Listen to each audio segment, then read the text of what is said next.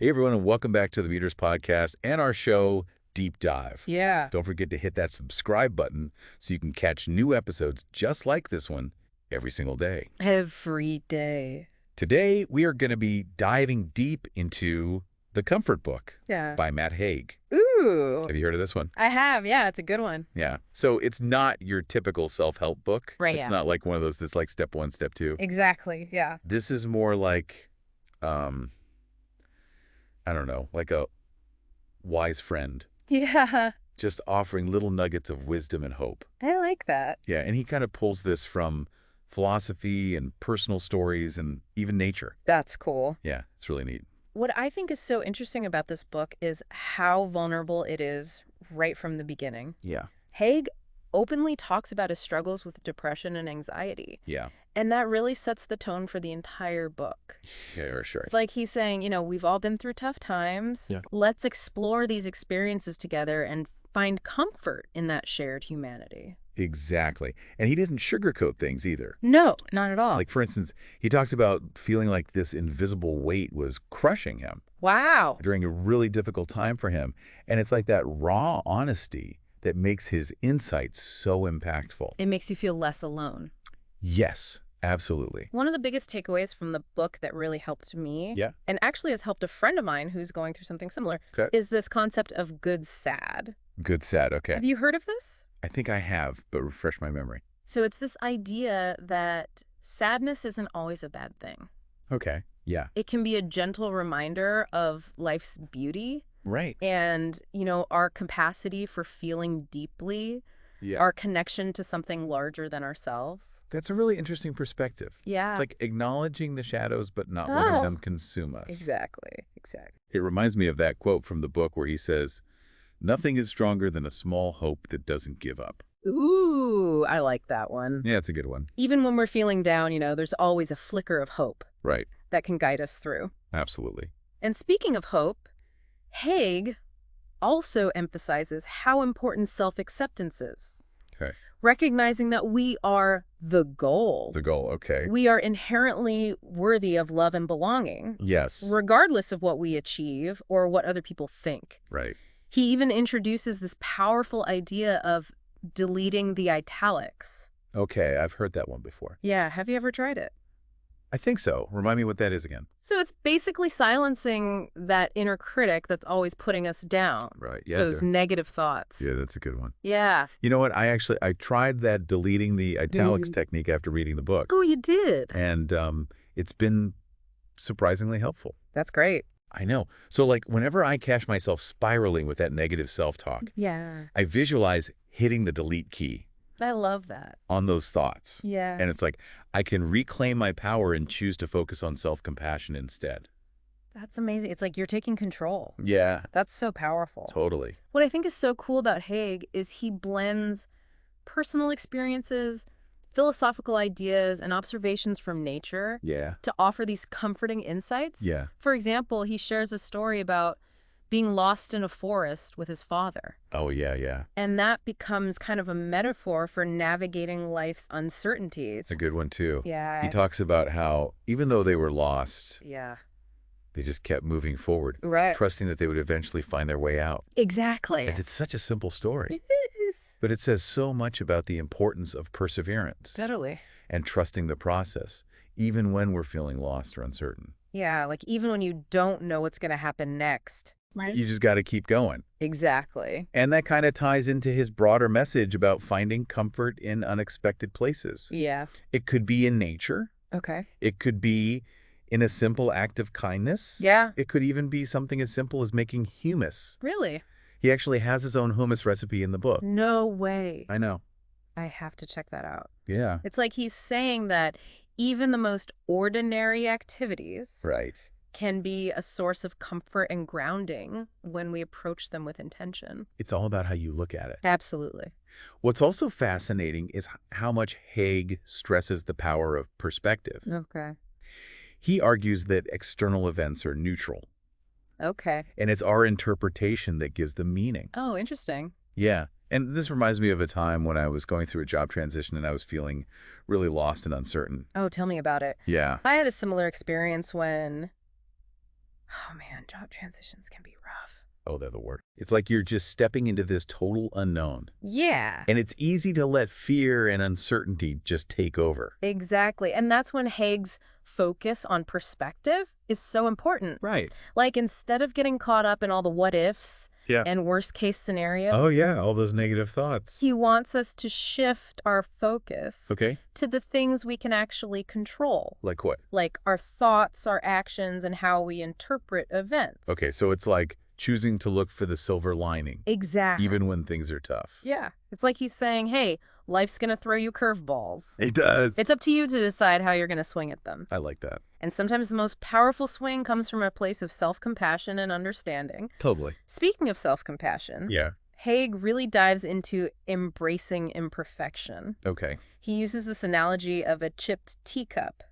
Oh, yeah, I remember that one. The one with the story, the one that's been through something and come out on the other side. Right. It's this beautiful reminder that our imperfections actually make us unique and interesting. For sure. And it's okay to not be perfect. That chipped teacup analogy really stuck with me, too. Yeah. You know, it's so easy to get caught up in trying to be perfect, Especially these days. especially with social media and everything. Exactly. You're constantly bombarded with these images of like airbrushed flawlessness. It's so true. But Haig's reminding us that our flaws are part of our story, Yeah. and they often make us stronger and more resilient. I love that. And that resilience is key when it comes to all the uncertainty in life. For sure. Haig talks about this concept of negative capability. Okay, remind me what that is again. So it's basically being okay with not knowing, Oh, no. embracing the mystery and the ambiguity of life. You know, I used to think that having all the answers was like a sign of strength, Yeah, I get. but now I'm really starting to see the wisdom in embracing uncertainty. Yeah, It's like surrendering to the flow of life. I love that. Trusting that even if I don't have all the answers, I can still navigate the journey with grace and courage. Exactly. And that courage often comes from within. It does. Haig emphasizes the power of hope. Right. He reminds us that hope isn't about ignoring the difficulties we face right now. Right. It's about acknowledging the possibility of a better future. Yeah. Even when things feel really bleak, Okay. it's like that tiny seed that can grow into a mighty tree. Wow. Even in the harshest conditions. I love that image. Yeah, It's so hopeful. it is. It reminds me of this time when I was facing a huge setback in my career. Oh, yeah. I was feeling so lost and discouraged. It's the worst. But I came across this quote in the Comfort Book, and it says, "Hope is a verb with its sleeves rolled up. Hope is the belief that something good can come out of anything, and something good will come out of this." That's so powerful. It was like a lifeline, you know, Yeah. reminding me that even when things are really dark, there's always a glimmer of light out there. That's beautiful. And sometimes that glimmer of light comes from connecting with something larger than ourselves. I agree. Haig talks about finding comfort in nature, Yeah. like looking up at the stars and realizing we're all part of this vast interconnected universe. It's humbling, It is. and it can really ground you when you're feeling overwhelmed. It really can. It's like remembering that we're not alone in this, Right. that there's this whole universe out there supporting us. Absolutely. And he even talks about how simple acts of kindness Yeah. can create these ripples of positive energy, not just for the person receiving the kindness, but for the person giving it too. It's true. It's like acknowledging our shared humanity Yeah. and recognizing that we can all make a difference in the world. Exactly, even in small ways. You know, I've been trying to be more mindful of those small acts of kindness lately. Oh, that's great. Like holding the door open for someone offering a genuine compliment, even just listening with empathy. I love that. These little things might seem insignificant, They do. but they can really make someone's day. They absolutely can. And those small acts can be incredibly nourishing for us, too. I agree. It's like a reminder that we're all connected Yeah. and that we have the power to create a more compassionate and connected world. Totally. And that brings us to another important point from the book, Okay. the idea that resting is doing. Oh, I like that one. It's like giving ourselves permission to pause, Yes. to recharge, Yeah. to just be present in the moment. Without that guilt Without the guilt. of not being productive. Exactly. Oh, I needed to hear that. Me too. Our culture is so obsessed with busyness. It's Productivity. It's like a badge of honor. It is. But Haig's reminding us that rest is essential It really is. for our physical and mental well-being. I agree. It's about honoring our natural rhythms Yeah. and going with the flow of life rather than always pushing against the current. It's like embracing the wisdom of the dog lying in the sun. Oh, I love that. Completely at ease, content in the moment. Guilt. Filled free. And in that stillness, in that surrender to the present moment, Yeah. that's where we often find clarity and insight Right. and a deeper connection to ourselves and the world. Haig even encourages us to scroll our minds instead of social media, Oh, that's a good one. to focus on gratitude and self-acceptance. Rather than comparing ourselves to others. Right, and feeling that fear of missing out. Yes, exactly. FOMO. You know, I've actually been trying to practice that scrolling my mind technique Oh, you have? instead of mindlessly scrolling through social media. I should try that. It's amazing how much more peaceful and centered I feel Really? when I'm focusing on the good things in my life, Yeah. instead of getting caught up in that comparison game. It's like choosing to nourish your mind with positive thoughts and experiences Well, yeah. instead of all that negativity and self-doubt. Exactly, and it really makes a difference. It does. It affects everything. It's like planting seeds of kindness, compassion, and self-acceptance, In the garden of your mind. and watching them blossom. Into this beautiful and fulfilling reality. Exactly. And sometimes those seeds need to be planted in the ground of forgiveness. Forgiveness, that's an important one. It is. Haig talks about forgiving ourselves for past mistakes. Yeah. For things we wish we had done differently. Absolutely. Like letting go of the past. Yeah. And starting fresh with compassion and understanding. Forgiveness can be so powerful. It is. I know I've held on to guilt and regret for way too long, Me too. but Haig's words have inspired me to start letting go Yeah. and embrace a fresh start. I love that. And that forgiveness extends outward too. It does. Haig reminds us that holding on to anger and resentment towards others, Yeah. it only hurts us. It does. It's like that saying about drinking poison. And expecting the other person to die. Exactly. I've definitely learned that the hard Me way. too. But now I'm trying to approach those tough situations Yeah. with empathy and understanding, That's great. recognizing that everyone makes mistakes. They do. And holding on to anger just keeps us stuck in the past. It really does. And that brings us to one of the most comforting ideas in the book. Okay. The idea that nothing truly ends. Oh, wow. Yeah.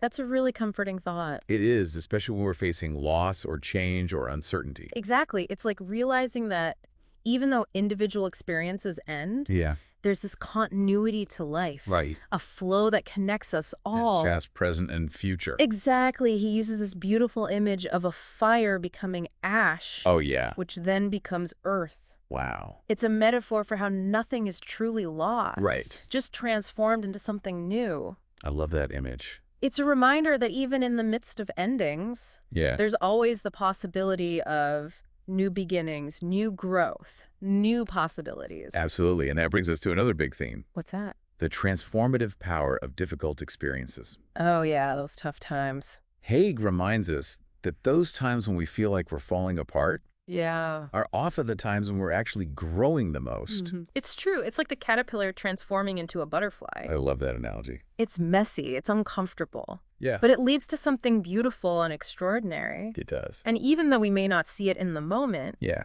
those challenges force us to dig deep, Right. to tap into our inner strength, Yeah. and to come out stronger and more resilient on the other side. It's like we're being forged in the fire of adversity.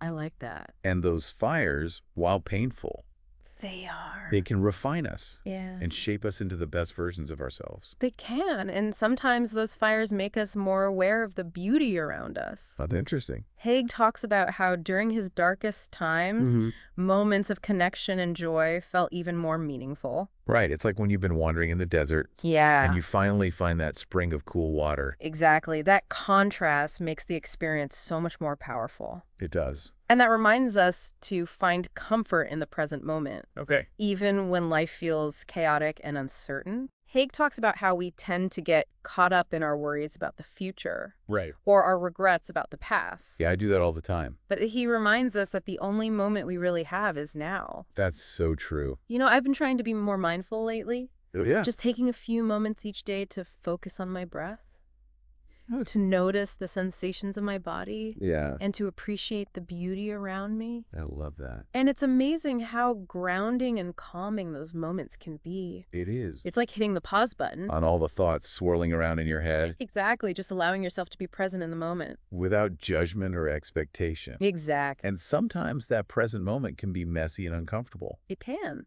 But Haig encourages us to embrace those imperfections, Yeah, to live in the raw. to face our experiences with honesty and vulnerability. It's like taking off a mask, Yeah, shedding all those layers of pretense and perfectionism. and just being ourselves. Exactly, flaws and all. And that vulnerability can be so freeing. It is. It's like saying, hey, this is me, take it or leave it. Yeah. And in that space of authenticity, we find deeper connection and acceptance. With ourselves and with others. Exactly. And that connection, that sense of belonging, Yeah. is what ultimately brings us comfort.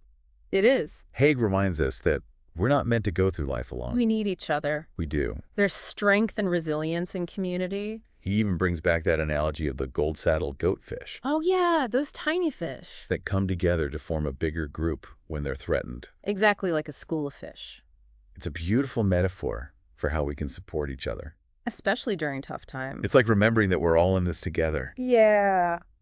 And even in the darkest of nights, there's always hope shining through.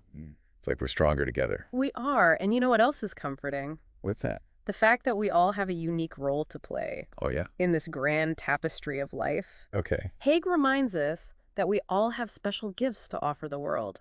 And it's never too late to discover those gifts Right. and put them to good use. It's like we each have a piece of the puzzle. Exactly. And when we find our place, we contribute to making this beautiful picture. I like that a lot. He talks about Joy Harjo. Okay. She was the first Native American U.S. Poet Laureate. Oh, wow. And she didn't start playing the saxophone until she was in her 40s. Really? I know. That's incredible. It's so inspiring. It's Yeah. like saying, hey, it's never too late to try something new. Right. Or to explore a different path. Ah. Or to embrace a passion that's been hidden inside you. Absolutely. And that's where weird thinking comes in. Weird thinking. Okay. Haig encourages us to nurture those unusual thoughts and ideas, Okay. to embrace our quirks and let our unique perspectives shine. How's that? Because it's those unique perspectives that often lead to amazing innovations, Right. creative expressions, and positive change in the world. It's like saying, don't be afraid to be different. Exactly. The world needs your weirdness. Your unique talents and perspectives.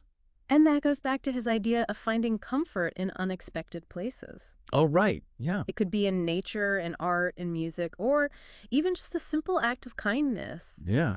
He says that the way out of your mind is through the world. Okay. Engaging with something outside of ourselves can be really grounding. I can see that. You know, I had one of those comfort in unexpected places moments recently. Oh, tell me about it. I was super stressed about a work deadline, Oh, yeah, those are always stressful. and I decided to just go for a walk in the park. I Oh. wasn't expecting much, but as I was walking, I started noticing all these little details, Like what? like how the sunlight looked through the leaves, Oh, the nice. patterns on the bark of the trees, Oh, wow. the sounds of the birds. It's like you were really present.